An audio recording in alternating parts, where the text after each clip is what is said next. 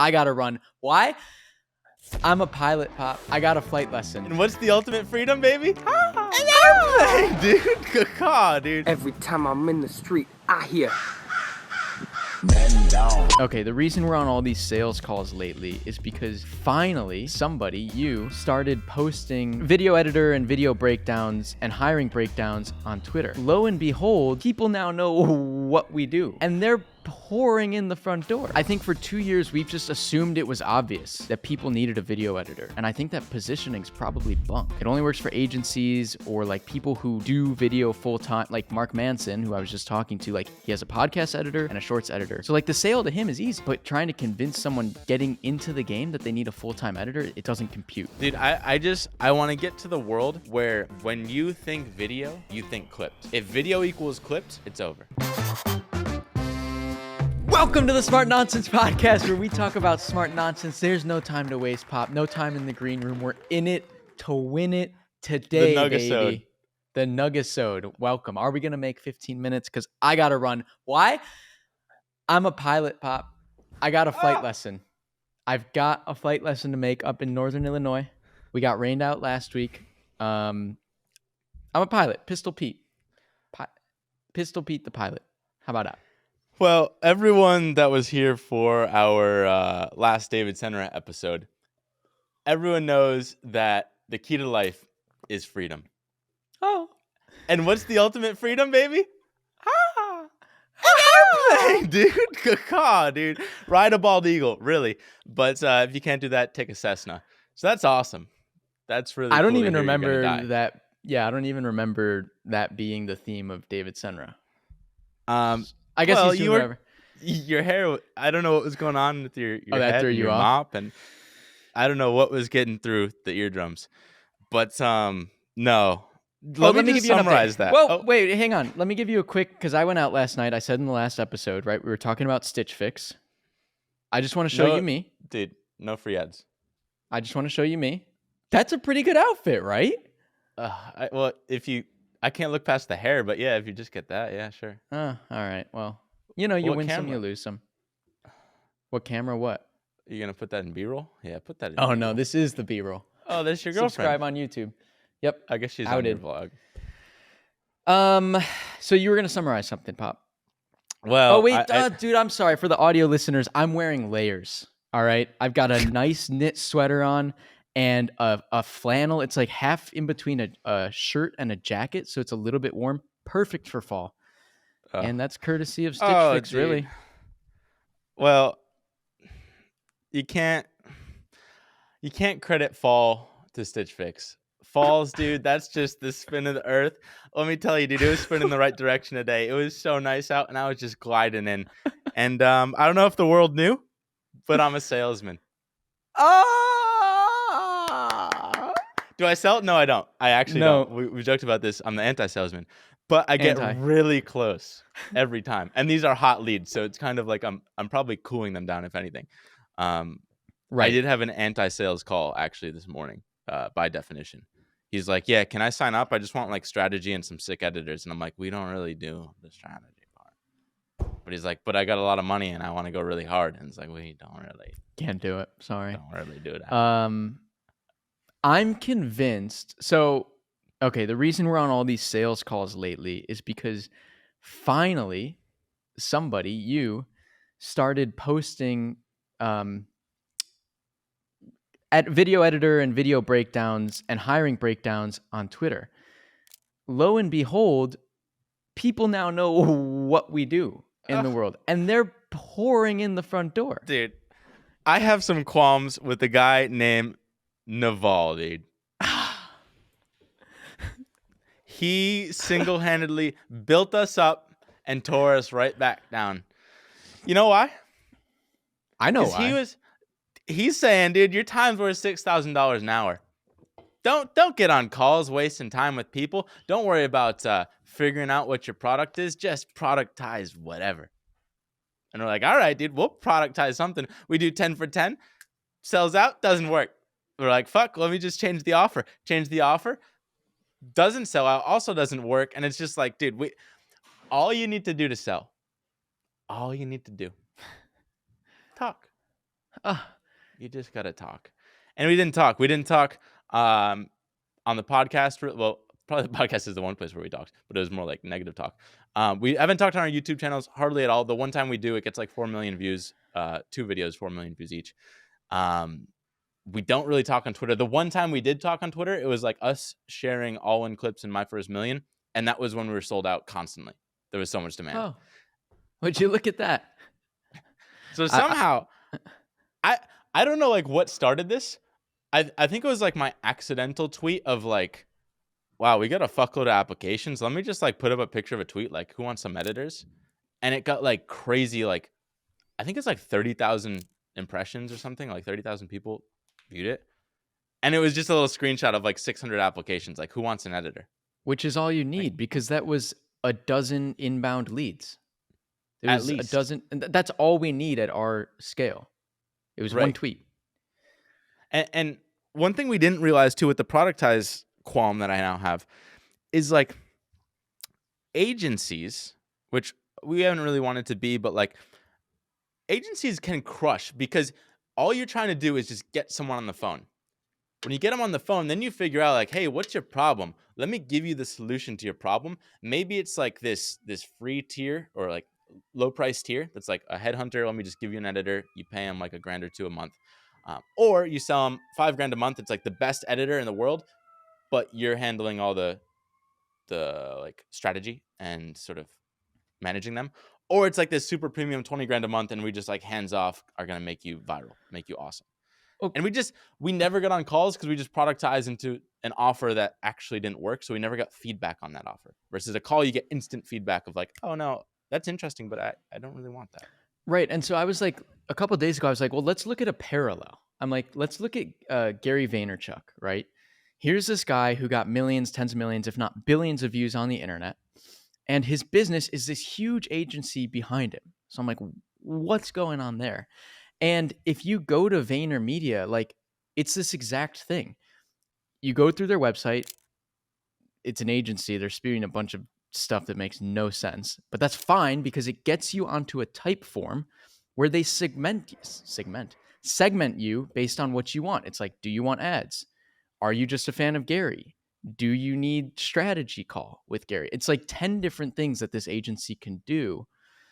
And so I was actually also talking to this guy from this company, CyberLeads. He basically has a database of like leads, and his business is doing cold outreach for other businesses via email. And he was like, dude, the only thing that matters when it comes to like inbound and sales and whatnot is booked calls. He's like, when you put out an email campaign, I don't care about open rate. I don't care about click-through rate. I just want to see booked calls because anything's possible in a booked call. And we did none of them. We refused to do any of them. We've been doing them for 5 days, and now we know a lot more about our product. We're learning a lot more about just like future products, and people are actually closing. So, yeah, the one thing that's tricky is like, I don't know. They're like, it's kind of like 3 different, maybe 4. Let me go for 3 different tiers of people. It's like what I said before. It's like super cheap. You just want a cheap, good editor. You want a great editor, or you want like hands off, make me the best videos in the world, and I don't want to like think about it. Those 3 tiers, but it's like difficult to capture in one website. So that's the tricky thing. Like with the productize, it's like, hey, just pick your market segment, which we kind of did. We're like, hey, we're just gonna go for like 5K editor. It's better than anyone in America that you'd find for this amount. And you don't want to have to go overseas. So we're just kind of like locked in on that, but we avoid the extremes. We avoid huge volume of people that want a cheap, good enough editor. Right.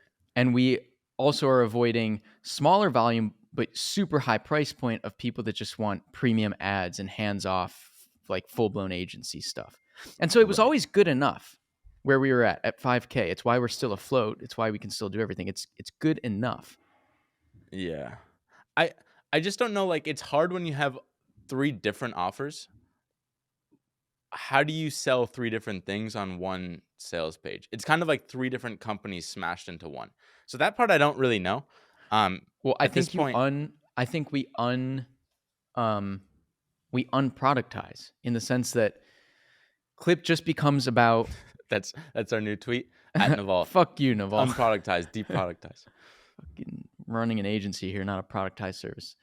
But you unproductize, so I think maybe, and we've talked about this, but Clipped is just the website you go to or the sales page you go to for the best video editors in the world. And it doesn't say anything about really specifics or price point. And you're just using that page to get people on calls, and then a sales team just qualifies them to either the cheap thing, the mid-tier thing, or they push them, up to me and you and Jack or whatever if they need high-level creative. We do have to figure it out though. Like if you go to VaynerMedia, their website doesn't say anything about what they do or what their prices are. I mean, the tricky part is though, half of the people, especially at the high end, they don't come for a video editor. That's like coming for the input. They come for the output. They want the video. Make me this amazing Beehive video. Can you do that? I'm like, yeah, we'll just subscribe to a monthly editor. It's like, can I just pay you one off? And I'm like, well, it's actually more expensive if you pay one off. So you should probably just like do the subscription. Like, so you're going to tell me I'm going to subscribe and then unsubscribe? Like, that's it. But then we're kind of like getting into the idea of like, oh, let's just get them to subscribe to the cheaper thing and then figure out, because they're like, I don't want to invent work for this person, but it's like our job is to now create the need. It's almost like we get our foot in the door and then let's build up a queue of like, hey, we realized you're not doing like teasers for your product launches. Like, what if you did a little 5-second animation, put that out? Or what if you turn this into an ad and like we can help kind of reshape the video? Like, there are just a ton of different options and we haven't explored it. It's interesting. Like, I get why people like making money because I don't know, maybe I'm binary. I'm like, or everyone knows I'm like all or nothing. So like content was really the focus for a while, but now coming back to the agency, I get fucking stoked about the agency because I'm just seeing like this pipeline of like 20 people that want to pay us like $5,000 or more, and often recurring. It's like, oh, that's kind of. It's just like, sick. how do I figure out? I'm really liking this because I'm like, we basically set out a week or two ago to solve the last puzzle piece of what we do, which is demand. And I feel like by just like going out and actually talking to people, we're so much closer. Like I even just figured out yesterday, I was like, we've clearly got this hiring thing on lock, this supply, this network of editors that we hit. And I'm like, you got to do the same thing for demand in a business. You just have a huge email list that you're just constantly running drip campaigns on. And then finally, when they have the burning hot need, they come through. We just did none of that. That's where it's like, if you have someone just focused on that, like we haven't been, we're kind of like hopping back and forth between things. You multitask, but I'm just hopping. But like if your brother Jack or like some operator is just 100% on this, we kind of tested like if you're fully committed, it can fucking go to the moon. Like there is crazy demand out there. We just haven't been focused.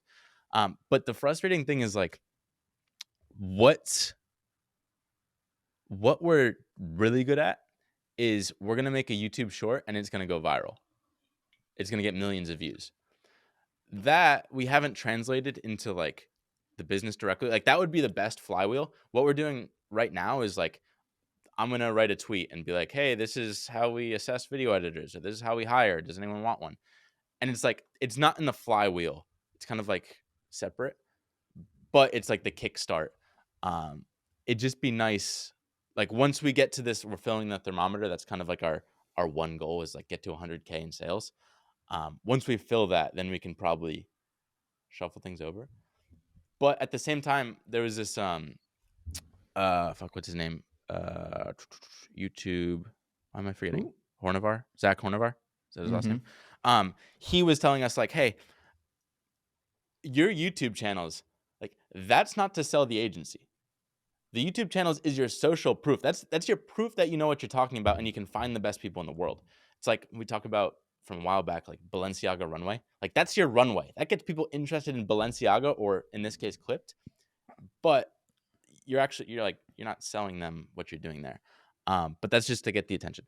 So point being, this is where it's like the tweets do well because in every tweet at the start, I can be like, hey, here's how we got 1 billion views, hired 100 different people, and we can put that at the top. So it helps sell in Twitter. It's just not as direct. Yes, sir. But it'd be nice to have LinkedIn could crush too. Email. One thing with strategy too, I'll mention this. So I got on this call this morning, and it's like this guy clearly wanted strategy because he's a writer. He's not video native, and he's older than us. But he's like, yeah, I'd really just like someone to handle strategy. I'm like, we don't do strategy. But like as I was talking to him, I'm like, well, that's partly because our strategy is so dumb simple. It doesn't seem like we have a strategy. So I'm just like, hey, now that I think about it, really our strategy is like, we're just going to make the best 60-second story and just tell that over and over and over with the best editing that we can do. And it's like, eventually that's going to hit. Sometimes it takes 3 months. Sometimes it takes 6 months. Like this one person that we're actually doing this with, it's like just hitting now after like almost a year. And it's tricky because it's like a huge investment for a lot of time, and you just got to like trust that it'll work. But like once it works, everything's just a rocket ship. So it's something that we could sell.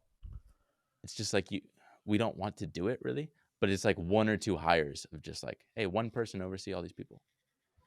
I think a lot of people too would like a creative director.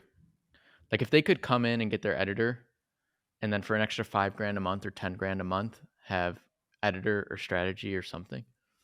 Right. Well, that's where could work well. All of these calls, like half of them are like they got their foot in the door just because like, hey, I just want an editor. Do you have like extra editors? Get them on the call, and it's like, oh, that's where you upsell. It's like, hey, the editor is not going to do what you're trying to do. Like we can give you the editor if you want, but like that's not going to get you closer to your goal. Like this is how you get there. It's just like, dude, it's like learning how to run an actual company. Oh, it's crazy. I also had the realization yesterday. It's kind of fun to be back in this. Like, this is what we started 2 years ago. I had the realization yesterday. I was like, okay, why, you, me and Jack have been talking. It's like, we know that everyone needs a full-time video editor, but why do people have such a hard time, like hiring from us when we think, it's easy to hire on like Support Shepherd or Growth Assistant. And I was like, unless somebody is a video editor themselves, we're trying to sell them the solution to like a need a pain that they don't directly feel. Like, let me try and give an example. I don't know, but basically like it's hard to sell somebody a full-time video editor if they're not an editor themselves, because they don't actually know how valuable it is or how much work goes into it. Whereas I realized people are so quick to buy on like a Support Shepherd or Growth Assistant because you're working with people that do back office work or basically stuff that just in my day I would delegate to that person. Right. So like your point.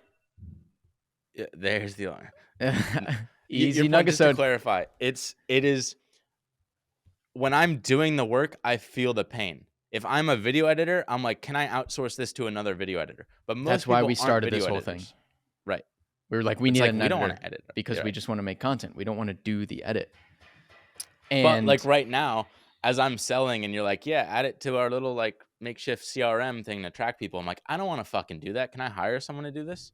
It's exactly. Like, I feel the need. I'm like looking actively like, and so I think for 2 years, we've just assumed it was obvious that people needed a video editor, a full-time video editor. And I think that positioning's probably bunk.